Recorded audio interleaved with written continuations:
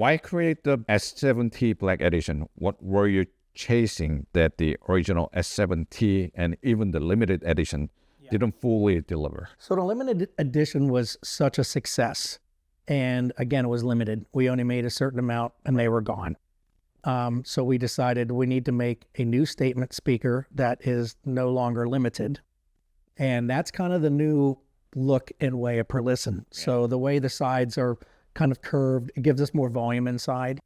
But also, personally, we think it looks nicer than the straight sides. And then with the Black Edition, it's got a lot of mass. It's all aluminum and aluminum in the inside. The baffle is not aluminum. We always make the baffles out of 80 millimeter thick HDF. But it's 112 kilos per speaker. And it's just that stiffness and that mass, and I think it makes a difference. And that's our latest top of the line speaker. There may be another one coming in the future. Really? Yes. We never sit. Yeah, we're always doing something. We can't help ourselves. We love it. If you could summarize the Black Edition in one sentence, what would it be?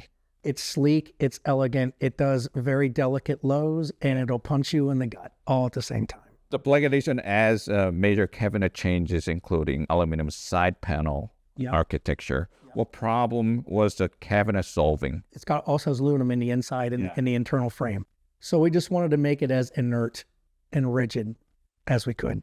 So and also the aluminum was for the look.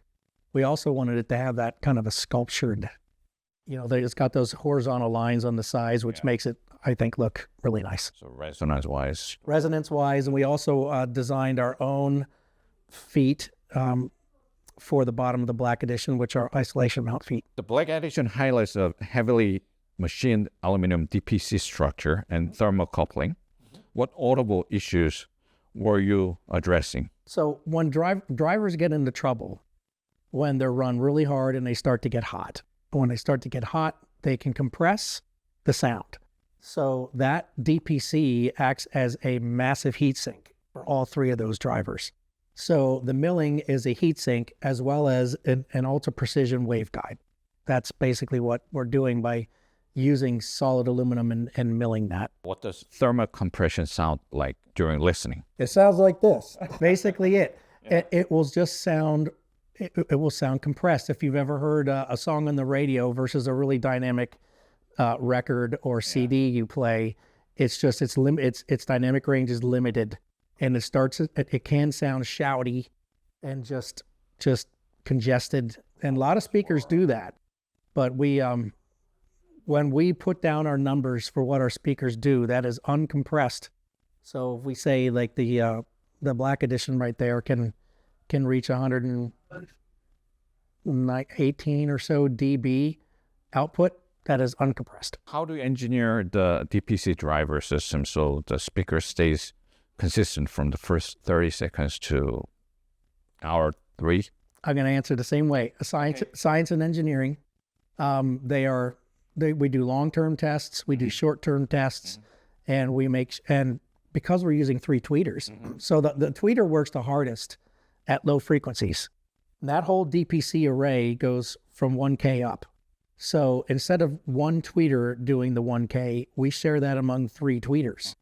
So each one of them is doing a third of the job. So it's easy for them, and that's how we can get the output as well as the beamforming, because all 3 tweeters share that hard job of 1K to 3K. The Black Edition discusses an improved Woofer motor voice-coil approach. What was the biggest sonic win? More dynamic range and even lower distortion, which also greater power handling, which goes hand in hand with the dynamic range. What trade-off did you have to manage when pushing excursion and thermal handling? That's one of the secret sauces of Perlisten. We're very good at being linear and having high X-max. So that again would be back to something that's out of my realm, which is the actual driver design. But again, as I said earlier, we design each driver uniquely for whatever speaker it's going into. So if it's one driver, it's got to do something different than if there's 3 of them. And that is all done per model. And so it would go back to being tested, measured, to make sure it's doing what it's supposed to do and not doing something it isn't supposed to do. The Black Edition emphasizes a redesigned crossover and tighter component tolerances. What listening problem does a tighter matching solve? It means you're going to have even better even frequency response. So some of the things we use a crossover to do, some of the things we use the drivers to do, some things happen through cancellation, some things happen through natural roll-off of where the driver is. And how it interacts with the other driver. So that's a whole system that the engineers like Eric and Dan decide how that's going to work. How do you decide the acceptable tolerance window for a reference product? Well, basically, we know what we want to have at the end, the end result of the speaker. So everything is designed to make sure we have the end result that we want. So that then dictates the tolerances if you work backwards. The Black Edition includes a proprietary isolation foot system and a heavy bass. What's the underlying physics you're addressing? Isolation from the speaker to the floor. And so we also need to be able to adjust. So all of our speakers are the tower speakers. Actually, the bookshelves and the monitors with their stands as well are tilted back 2 degrees. Yeah. And depending on your seat, if your seat is unusually high or something, or unusually low, you may need to adjust the tilt. So maybe you get 2 more degrees this way, or you get 2 more degrees this way. So we want to be able to tilt the speaker, but have it isolated from the floor, so its energy doesn't end up dissipating out. It all stays in the cabinet and radiates out of the cabinet. Why did Perlisten decide to build a more accessible line now? What changed? So believe it or not, the A series was designed a while ago and was for a very limited market. But once Lars, our CSO, once he heard them, he's like, gosh, these things are kind of too good to keep quiet about. So we decided it would be a good idea to make them available for a couple of reasons. We've noticed that people that buy the A series, there's this term we have called Perlistener. Once somebody gets into the brand, they're into the brand. They end up then getting subwoofers, and then they likely go up to the R series or up to the S series. So we wanted to have a way of, we call it like a taste of Perlisten. We wanted to have a product that people could get it. Like when you listen to it, you're like, oh, something different's going on here, I get it. But the other reason is now that cinema, streaming and Atmos music, Netflix, all these things, there is such great audio in all of these shows. It's mind-blowing. So many of them are in immersive format. So they require multiple speakers.